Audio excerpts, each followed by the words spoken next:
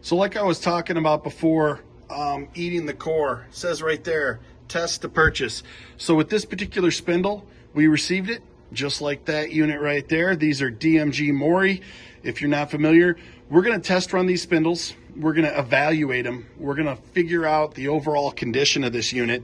And then we're gonna make our customer an offer to buy these spindles, put them on the shelf, and do exchanges.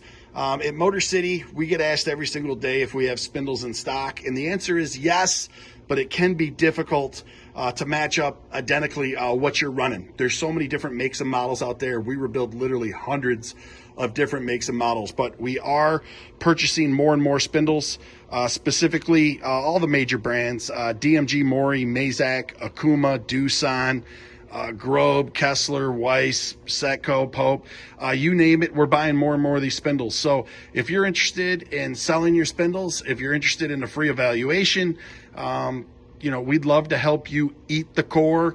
We'd love to help you save some money, and we'd love to help you own your own spare spindles. Thanks, guys.